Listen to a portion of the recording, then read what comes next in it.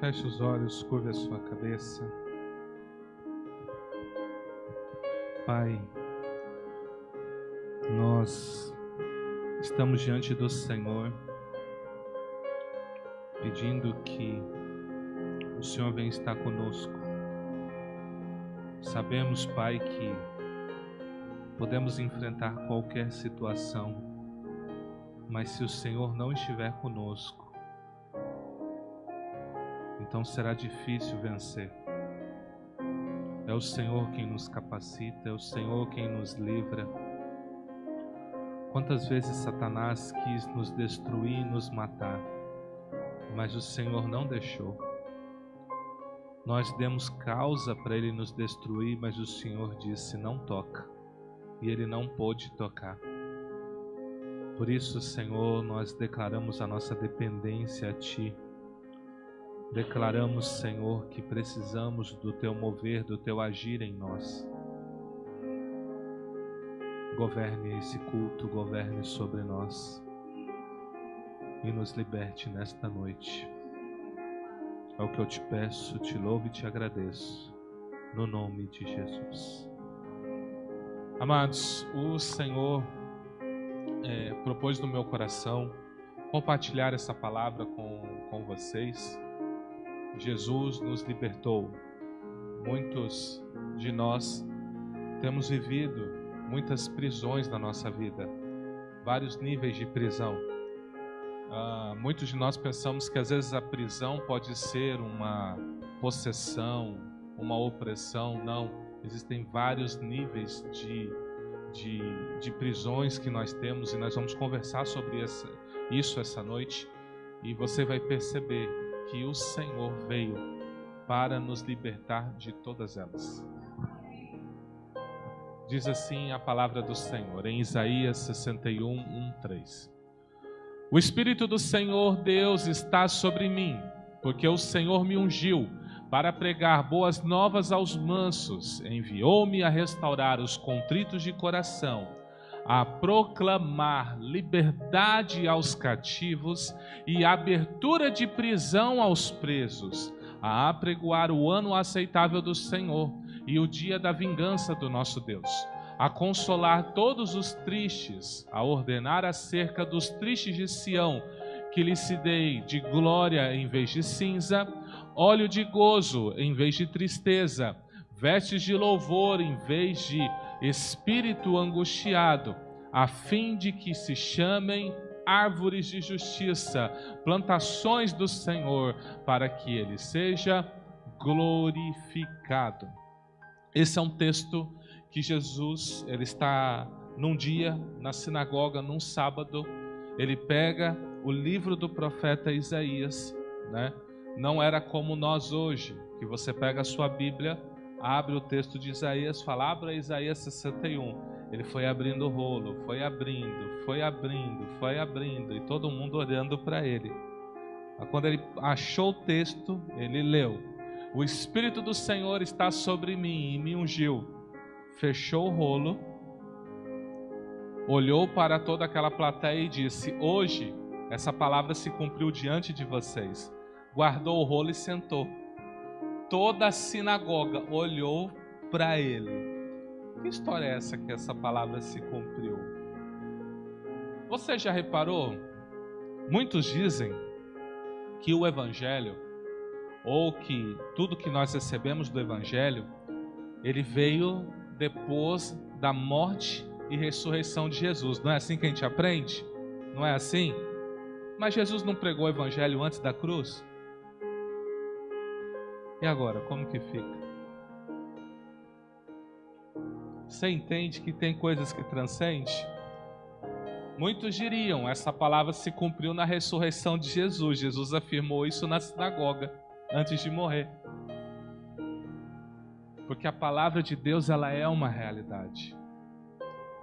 Quando Deus tem uma promessa para você, Ele libera uma promessa para você, essa promessa já é uma realidade.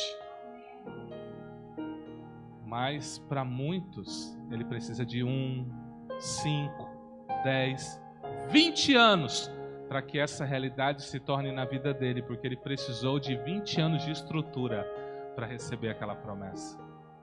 Por isso você vê que tem pessoas que recebem uma promessa, passa um tempo, ela já recebeu a resposta. E outras falam, mas Deus me prometeu tal coisa, Deus falou tal coisa, já passa ano, e passa ano, e passa ano, e nada. Mas no momento que Deus liberou a palavra, já veio a ordem para se cumprir. Deus sabe que eu e você temos um curto período de vida. Imagina você esperar 20 anos por uma promessa pessoal acontecer. É muito tempo. Para mim e para você é muito tempo. Uma promessa que transcende a geração, como a vinda de Jesus, por exemplo, eu entendo que demorou 1000 anos, 2000 anos. Mas uma promessa pessoal? Uma promessa pessoal não pode. Eu preciso que ela vire uma realidade o mais rápido possível. E se existe uma promessa que é para virar uma realidade na minha e na sua vida, é a liberdade que Cristo nos trouxe. Todos nós temos algum tipo de prisão. Prisão em pecados, prisão de alma, mágoas, depressão, angústias, tristezas, prisão em dogmas, sofismas, religiosidade, ensinamentos que foram colocados em nós, que contraria uma realidade espiritual na minha vida e faz com que eu não consiga receber, por causa desses marcos que estão dentro de mim, que me prendem, não me deixam romper. Prisão em enfermidades. Quantas pessoas estão presas em enfermidades, em doenças? Ah, pastor, é propósito de Deus. Certa vez, os discípulos fizeram uma pergunta para Jesus. Olha a pergunta que fizeram. Senhor, esse moço nasceu cego. Quem pecou? Ele ou os pais? Jesus disse assim, nem ele nem os pais. Mas foi assim. Ele está assim, para que nele se manifestem as obras de Deus. Então, uma pessoa doente, uma pessoa enferma, é uma pessoa em potencial para que a obra e a glória de Deus se manifeste nela. É potencial. É potencial. Aí você fala, não, pastor, Deus não quer. Aí eu faço a segunda pergunta para a pessoa. Se Jesus estivesse agora aqui na sua frente, você crê que Ele te curaria? Qual é a resposta de 100% das pessoas? Sim. Se Jesus estivesse aqui, eu seria curado. Uai. Mas se você está me dizendo que se Jesus estivesse diante de você, você seria curado, o que mudou? Porque diz que Jesus é o mesmo ontem, hoje e eternamente. Então, se Ele quer que você seja curado, então Ele quer que você não tenha essa enfermidade. Ah, mas Jesus não está aqui. Mas os embaixadores dele estão. Todos nós somos embaixadores dele. Todos nós. Então o que está acontecendo?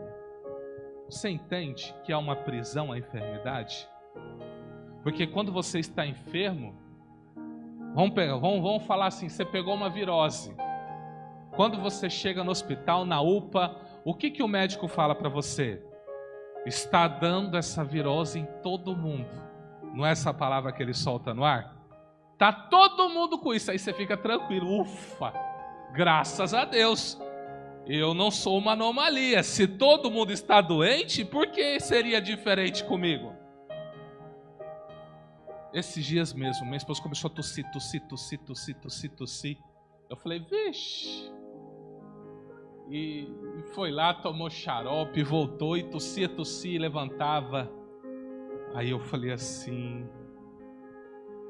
Deus, ela não me pediu oração. Porque normalmente eu tenho um defeito. Eu ofereço oração. Isso é um erro. Quem quer que pede. Você vai ver que Jesus não oferece. Você já viu Jesus oferecer? É muito raro, né? Muito raro, só quando é morto. Passou um velório na frente dele, ele parou e aí ressuscitou. Mas é muito raro, porque o morto não tinha como pedir para ele, né? Mas você vai ver que a maioria das pessoas doentes procuravam ele e Jesus falava assim: o que você quer? Não é? O que você quer? Eu quero ser curado. Ah, seja feito conforme a tua fé.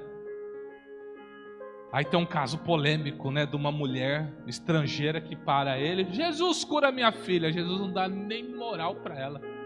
E vai andando, conversando, batendo papo. Parece aqueles políticos cheios de gente assim que: ô, fulano, e não olha, né? E tá passando. E os discípulos: Senhor, Senhor, essa mulher, olha essa mulher aí. Aí ele olhou para ela e falou assim: o que você quer? Cura minha filha. Não, eu não vim agora para vocês não. Depois, agora não. Primeiro eu vou cuidar dos filhos de Israel, depois eu cuido de vocês. Não, Senhor, mas minha filha está perecendo. Não. É correto eu tirar da boca do filho e dar para os cachorrinhos? Não era assim que os gregos chamavam os judeus? Bando de cachorro? Não, é certo eu tirar da boca dos filhos e dar para os cachorros? Olha, Senhor, até nós, os cachorros, comemos das migalhas que caem da mesa de vocês. Mulher, olha, que palavra. Seja feito como você quer. E a filha foi curada no mesmo instante. Você entende? Então veja, muitos milagres acontecem por provocação. E aí eu vi que ela tossia, não parava. Do nada eu virei assim do lado, né? Praticando algumas coisas que eu aprendi, né? Eu só encostei nela assim e fiquei quieto. Normalmente eu falar, tá me abraçando, né? Mas eu não abracei ela. Eu só botei a mão assim nela. E eu fiquei, em espírito, repreendendo aquela tosse dela. Aí de repente ela parou. Aí demorou um pouco, eu apaguei. Eu sou assim, eu tenho sono pesado, tá? Tiver alguém morrendo 3 horas da manhã, eu só vou descobrir, porque vocês liguem para apóstolo. Ela atende 4, 5 horas, ela atende. Eu não atendo, já estou falando, meu sono é pesado. Boto o celular, não acordo. Só Deus para me empurrar o anjo ir lá para me visitar. Eu tenho esse problema. E aí eu dormi, de repente eu acordei, fui pro trabalho. Quando eu voltei, eu virei e falei assim: amor, você parou de tossir? Ela falou assim: parei. Ah, tá. Eu fiquei quieto, né? Depois que eu fui explicar para ela o que aconteceu. Mas por quê? Porque ela estava começando a entrar numa cadeia, numa prisão. Vocês sabem, quantos vocês já me viram aqui com um problema de saúde? E às vezes eu tenho que me ausentar da igreja, ter que ficar num cantinho, às vezes até deixar de participar. Acho que eu já perdi uns 2 cultos na IBCC por causa disso. Porque é uma cadeia, nos prende, nos aprisiona. Então, enfermidade é uma prisão. Outra prisão, ação maligna, possessão, opressão. Cadeias que nos prende, que nos oprime, que não deixa a gente avançar. Uma prisão também, prisão de identidade. Quantos de nós, por ter uma baixa estima, não saber quem nós somos em Jesus, quem nós somos no reino, nós estamos presos. Não fazemos amigos, não desenvolvemos, não nos relacionamos, não ajudamos, porque estamos presos. Uma outra prisão, mentira. Isso aqui, ó, 100%, 99,99%, eu vou botar o 0,1% dos crentes que já conhecem Jesus. Mas prisão da mentira, o mundo está preso na mentira. Então, Jesus veio nos trazer essa liberdade. E olha que boa notícia, o nosso Deus tem um histórico libertador. Se tem alguém que é especialista em libertar, é o Senhor nosso Deus. Ele é especialista. Você já começa com grandes narrativas. Você vê o que ele fez com Abraão. Você vê o que ele fez com Adão, que se meteu numa prisão. Você vê o que ele fez com o povo de Israel lá no Egito. Você vê o que ele fez com José, que os próprios irmãos encarceraram ele. Você vê então o que Deus vai fazendo durante a história. Então Deus é um Deus que liberta. Por isso o texto de Isaías, que ele veio com essa unção do Espírito para proclamar a liberdade dos cativos. Ele veio trazer essa liberdade. Então a gente vai conhecer agora algumas, né? Baseado na palavra de Deus. Quais são algumas das liberdades que Ele nos trouxe? Vamos conhecer o seu poder libertador nos pecados e na alma. Romanos 6,18 diz: e libertados do pecado, fostes feitos servos da justiça. Então Ele já nos libertou do poder do pecado. A pergunta é: por que pecamos deliberadamente? Por que pecamos conscientemente, se Ele já nos libertou?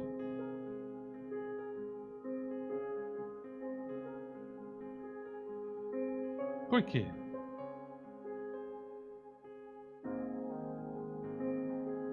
Nós temos uma natureza caída, é verdade, que vai ser glorificado o nosso corpo. Mas eu te pergunto, esse poder que nos faz errar, a partir do momento que eu entrego minha vida para Cristo, ele vem e diz que o Espírito Santo, quando ele vem para convencer o homem do pecado, da justiça e do juízo. Do pecado, porque não crê em mim. Do juízo, porque o príncipe desse mundo já foi julgado. E da justiça, porque eu vou para o meu Pai, eu vou sentar à sua destra e vou governar.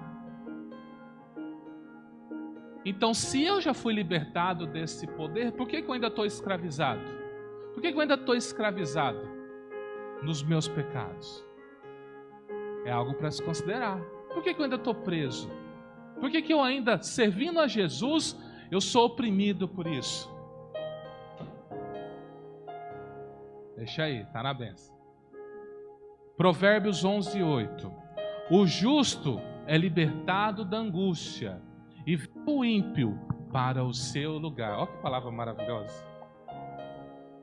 Você já prestou atenção nessa palavra? O justo é libertado da angústia e vem o ímpio para o seu lugar. Quando Deus te liberta da angústia, automaticamente alguém tem que receber essa angústia.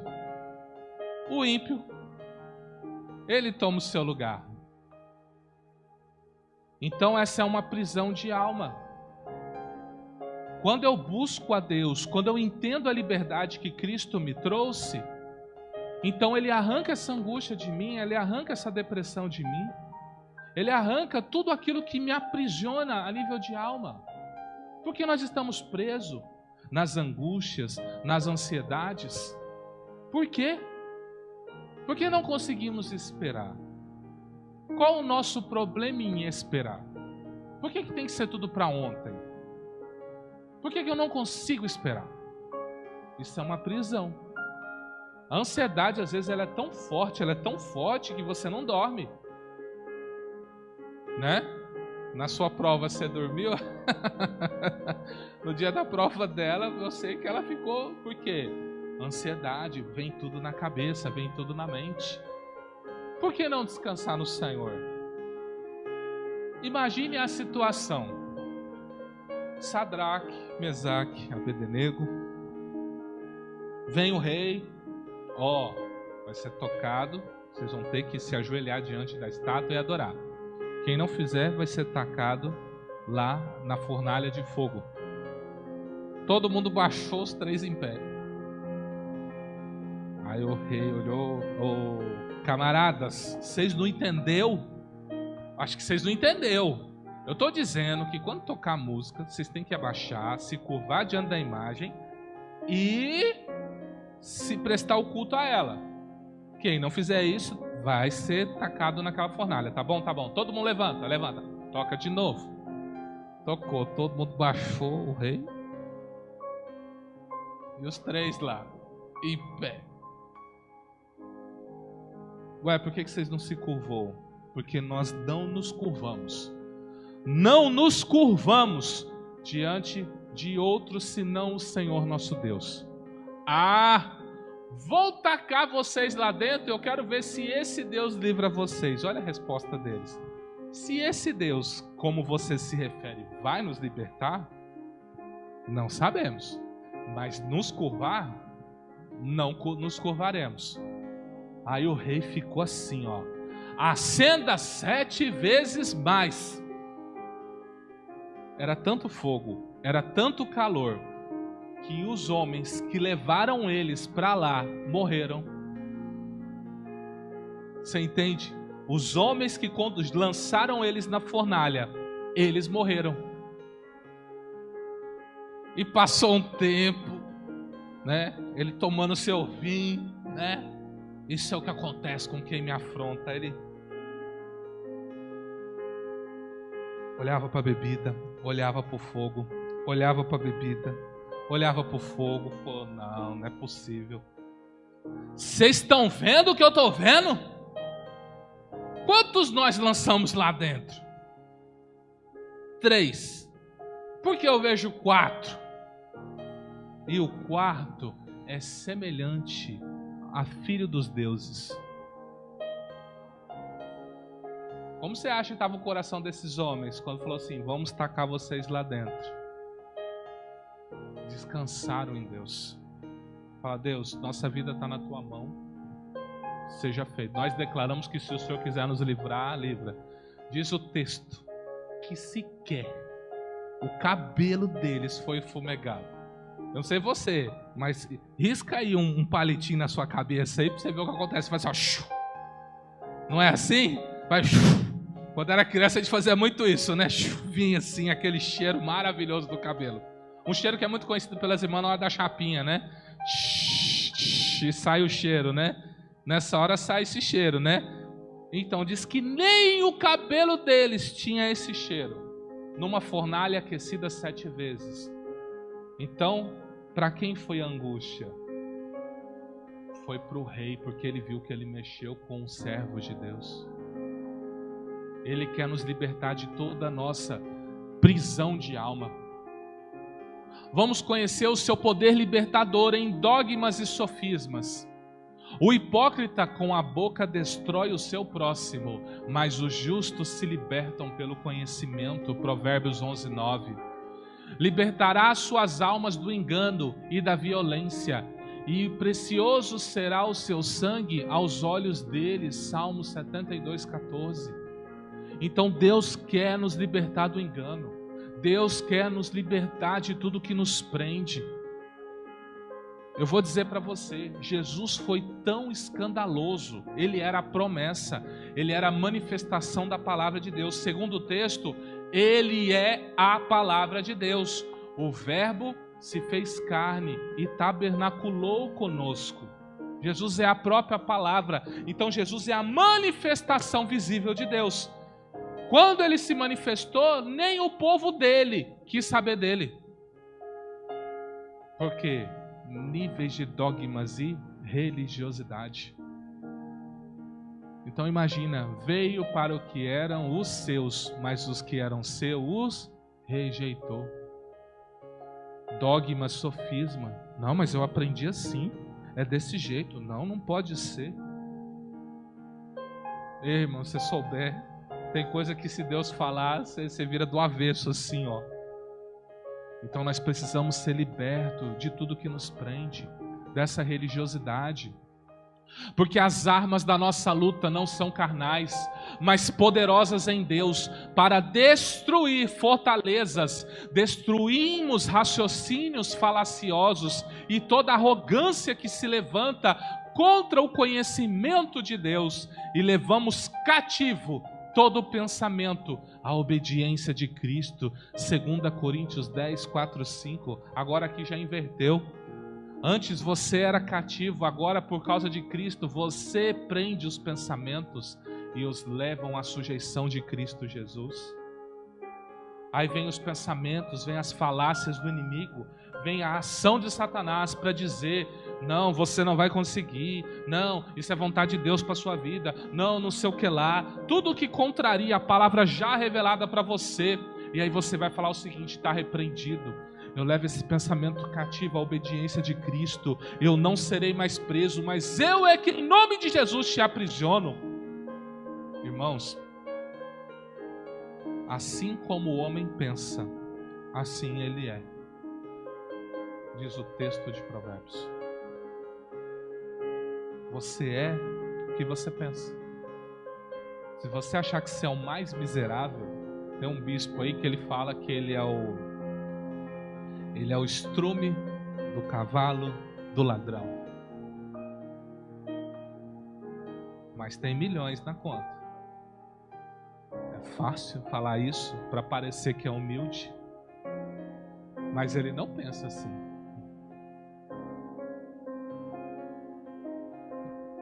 Pastor, você está dizendo que se eu pensar que eu sou milionário, eu vou ser milionário? Não vai trabalhar não para você ver. Começa com pensamento, mas tem que ter atitude. É semelhante a amor platônico. Quem já viveu um amor platônico aí? Você gosta da pessoa e se imagina falando com ela, passa perto dela, coração bate até suspira. Na hora que vem, aí de repente aparece alguém e conquista, porque alguém passou do pensamento para a atitude. Pergunta para alguém que começou um negócio. Ele ficou em casa? Pergunta para alguém que começou uma obra, ficou em casa? Pergunta para alguém que quis ganhar a família, ficou quieto? Você entende? Então primeiro é o pensamento.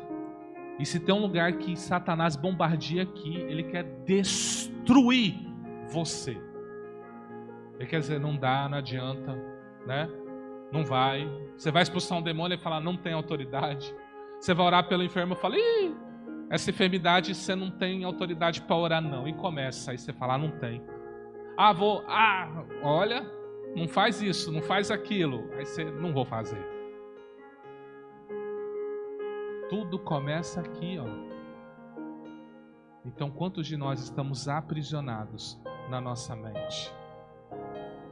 Estais por firmes na liberdade com que Cristo nos libertou, e não torneis a colocar-vos debaixo do jugo da servidão. Gálatas 5:1. Qual que é o jugo da servidão? Paulo está falando da lei aqui. Porque sabe o que acontece? Os judeus vinham para Cristo e eles entendiam que por eles serem judeus, eles tinham que cumprir a lei, que a salvação deles vinha pela lei, não vinham por Cristo. Paulo foi alguém que estudou tanto, buscou tanto a Deus, recebeu tanta revelação de Deus, que ele entendeu que Cristo era muito sublime, a ponto de quem está nele está acima de tudo, inclusive da lei. Por isso que ele fala, Cristo cumpriu a lei. Então agora não tem mais o dia, ou seja, o sábado. Não tem mais a comida. Se você entende que não pode comer, se o seu pensamento é esse, não coma. Mas se você entende que pode comer tudo, coma. Aí você pega uns irmãos aí e vai falar isso. Pega um adventista, por exemplo, né? Parece uma carne de porco para ele. Tem gente que acha que por comer carne de porco vai para o inferno. Aí Paulo chama esses camaradas de fracos na fé. Toda pessoa que tem uma limitação de mente, a Bíblia chama de fraco na fé. Mas ele vai dar um conselho para os fortes, o que entende que pode fazer tudo. Se você vê que por causa o fraco vai cair por sua causa, então você se fará fraco para ganhar o seu irmão. Que ele não caia por causa da sua liberdade. Porque aí Cristo não está nisso. Isso é egoísmo, isso não é amor. Não é porque eu sei que eu posso fazer tudo em Cristo que eu vou fazer. Eu tenho que pesar minhas consequências. Então tem coisas que não dá para fazer. Jesus virou para os discípulos e falaram, olha, eu tenho muita coisa para falar para vocês. Vocês não estão prontos para ouvir. Mas o Espírito Santo, quando Ele vier, Ele vos guiará em toda a verdade. Ele vos ensinará todas as coisas. E aí vem Deus, numa oração de Pedro ao meio-dia, dá uma visão, quando ele está num êxtase, e ele vê um lençol se desenrolando, com todo tipo de bicho, e a voz do céu fala, mata e come. Ele fala assim, eu não. Uma voz do céu. Da onde veio a voz? Não foi da terra, foi do céu. Disse, mata e come. E ele falou assim, tá doido? Nunca comi isso. A Bíblia diz que Deus não tenta ninguém. era uma tentação para Pedro, aquela visão? Pedro, que foi chamado para pregar para os gentios, olha a visão que ele tinha dos gentios. Imundos. Os gentios para Pedro eram um bando de animais imundos. Então Deus desce um lençol e fala: mata e come 3 vezes. Por quê? Significando as pessoas que iam procurar ele, para ele poder ir a Cornélio, para ele poder pregar, descer o Espírito Santo, e ele olhar e falar assim: até sobre os gentios desceram o Espírito Santo. E aí a igreja de Jerusalém quer expulsar Pedro. Que história é essa que você foi pregar para os gentios? Você está doido? Aí ele: calma, igreja, calma, deixa eu me explicar. E ele começa a se explicar para a igreja e fala: olha, o Espírito Santo desceu, começou a falar em língua, começou a profetizar. Eu nem botei mão, eu nem orei, foi no meio da pregação. Tamanho era a sede dos gentios. Os gentios são mais sedentos que os judeus. Por isso que Deus nos visitou primeiro. Deus faz que o solitário viva em família, liberta aqueles que estão presos em grilhões, mas os rebeldes habitam em terra seca. Salmos 68:6. Então Deus quer nos trazer uma vida de liberdade, uma vida de transformação. Ele quer nos libertar do poder do inimigo e das enfermidades. Eis que estava ali uma mulher que tinha um espírito de enfermidade. Havia 18 anos e andava curvada, e não podia de modo algum endireitar-se. E vendo-a, Jesus chamou a si e disse: mulher, estás livre da tua enfermidade. E pôs as mãos sobre ela e logo se endireitou e glorificava a Deus. E aí Jesus foi inquirido por causa disso. Porque como ele faz isso num dia de sábado? Como que ele cura alguém? Como ele liberta alguém no dia de sábado? Absurdo! Não pode ser o Messias. O Messias jamais curaria num sábado. Aí ele fala bem assim para esses homens: não convinha soltar desta prisão no dia de sábado esta filha de Abraão, ao qual há 18 anos Satanás tinha presa. Enfermidade de Satanás. 2 prisões. Satanás a aprisionou através de enfermidade. Eu falo: não convinha eu soltar ela?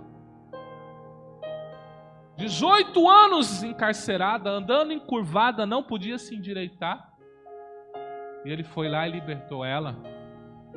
Mas se eu expulso os demônios pelo dedo de Deus, certamente a vós é chegado o reino de Deus. Lucas 11:20. Quem comete o pecado é do diabo, porque o diabo peca desde o princípio. Para isto o Filho de Deus se manifestou, para desfazer as obras do diabo. 1 João 3:8. Então ele quer nos libertar do poder de Satanás. Ele quer nos libertar de todo o mal, de toda a enfermidade. E com relação à identidade?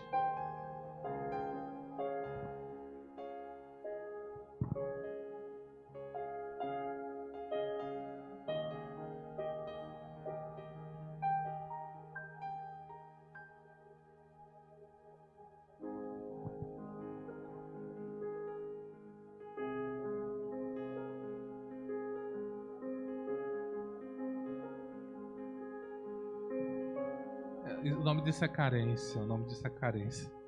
Vocês não estão dando tanta atenção para ela, não.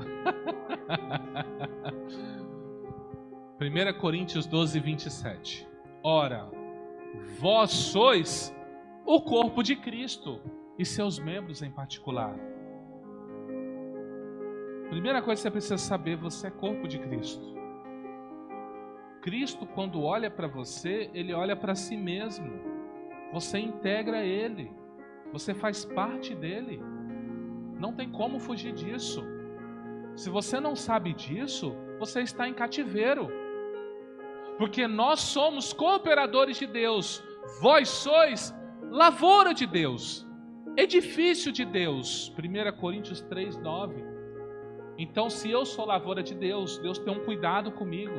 Deus me rega, Deus manda o sol na hora certa, Deus manda os fertilizantes, Ele manda o adubo, Ele sabe arar a terra, Ele sabe trabalhar. Ele não é um agricultor agressivo que nos machuca. Não, Ele cuida de nós, Ele nos prepara, porque Ele está nos edificando para a eternidade, uma eternidade com Ele. Vós sois a nossa carta, escrita em nossos corações, conhecida e lida por todos os homens. 2 Coríntios 3:2 também tem um texto que diz que vós sois a carta de Cristo. Você é uma mensagem de Cristo para o mundo e para as pessoas. Você carrega uma mensagem em você. Então, ainda que você não fale nada, a sua vida é uma mensagem. Eu já disse para vocês, o mundo não lê a Bíblia, eles leem vocês. Então, se você solta palavrão, o mundo está te lendo. Se você roda baiana, o mundo está te vendo. Se você não honra os seus compromissos, o mundo está te vendo. Se você é uma pessoa que não demonstra uma vida com Deus, o mundo está te vendo. Você é carta de Cristo, você é carta de Cristo. Porque todos vós sois filhos da luz e filhos do dia. Nós não somos da noite, nem das trevas. 1 Tessalonicenses 5:5. Nós somos filhos da luz. Não temos parte com Satanás, que é das trevas. Nós temos parte com o sol da justiça, o nosso Senhor Jesus Cristo. Vós sois a luz do mundo. Não se pode esconder uma cidade edificada sobre um monte. Mateus 5,14. Você é luz, filho da luz. Você é manifestação da luz. 1 Pedro 2,9.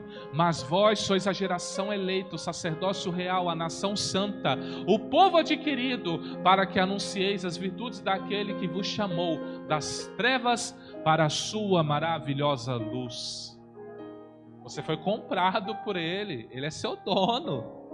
Você tem um dono, você tem um dono, você tem um proprietário, você é propriedade exclusiva dEle. Vós sois o sal da terra. Você é o que dá o tempero, você é o que dá o adubo. É você que tempera. A terra, ela aponta também para o homem e para o ambiente que eu vivo. Então, se eu sou sal, aonde eu estou, eu tempero. Eu vi um vídeo hoje que o pastor ele fala bem assim: quando você se assenta numa mesa para conversar com um grupo de pessoas, depois que você conversa com esse grupo de pessoas e se levanta, o que você deixa quando você levanta dessa mesa? As pessoas viram para você e falam: nossa, só reclama, só murmura, só fala mal, nunca fala bem. Ou quando você levanta, as pessoas falam: não vai embora, não, vamos marcar outro dia, eu quero te ver de novo. Qual é o legado que você deixa? Dependendo do legado que você deixa, você já se tornou insípido. Você já não tempera mais. Entre os quais sois também vós chamados para serdes de Jesus Cristo. Romanos 1,6. Nós somos dele. Mas vós sois dele em Jesus Cristo, o qual para nós foi feito por Deus sabedoria e justiça e santificação e redenção. 1 Coríntios 1,3. E o poder da mentira? Será que ele veio para nos libertar da mentira também? E conhecereis a verdade, e a verdade vos libertará. Nosso presidente ele cita esse texto aqui fora do contexto, mas está valendo. A verdade vos libertará. O que é a verdade? Se o Filho, pois, vos libertar, verdadeiramente sereis livres. Se Ele está na sua vida, por que há prisão? Por que não há liberdade? Porque estamos em cativeiro. E disse-lhe Jesus: eu sou o caminho, e a verdade, e a vida. Ninguém vem ao Pai senão por mim. A verdade não é uma palavra falada, a verdade é uma pessoa. Então, para nós, a verdade é essa. Qual a maior mentira contada? Que Jesus Cristo não é o Filho de Deus. Foi um bom homem, um grande profeta, que as suas boas atitudes, ou seja, as suas boas atitudes vai levar você para o céu.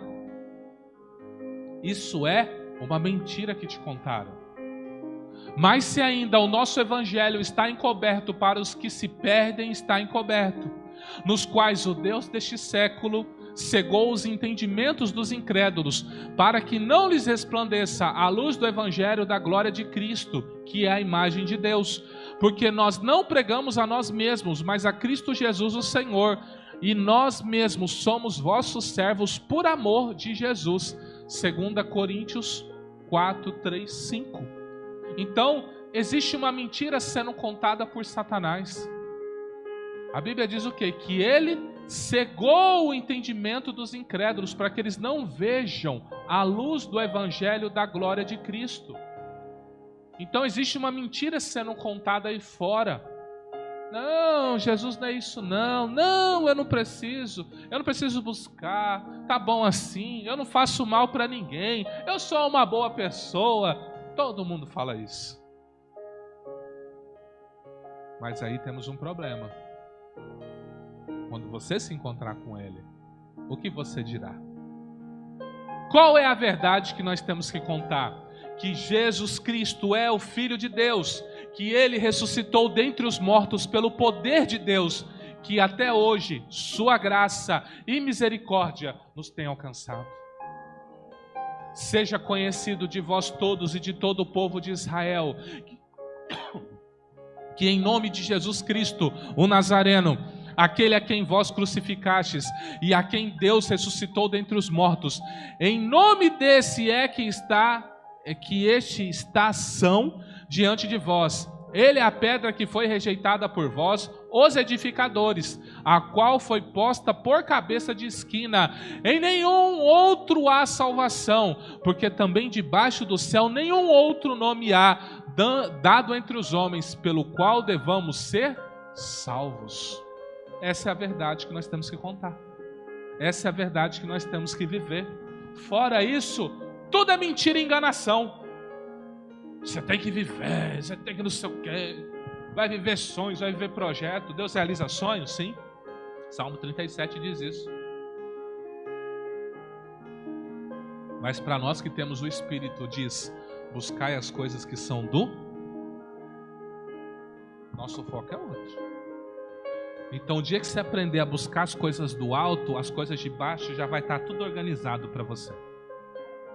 Vai fluir naturalmente. Dinheiro, roupa, comida, bebida, tudo flui. Sem muito esforço. E qual é o seu poder libertador? Como falou pela boca dos seus santos profetas desde o princípio do mundo, para nos livrar dos nossos inimigos e da mão de todos os que nos odeiam, para manifestar misericórdia a nossos pais e a lembrar-se da sua santa aliança e do juramento que jurou a Abraão nosso pai, de conceder-nos que, libertados das mãos de nossos inimigos, os serviríamos sem temor. Ele veio para nos libertar. Ele veio para te fazer livre, para você servir ao nosso Deus e Pai, sem esse temor do inimigo. Se levante contra as prisões da sua vida. Decida receber essa liberdade em Cristo Jesus. Ele já pagou o preço já está pago. Ele mesmo disse na cruz: está consumado.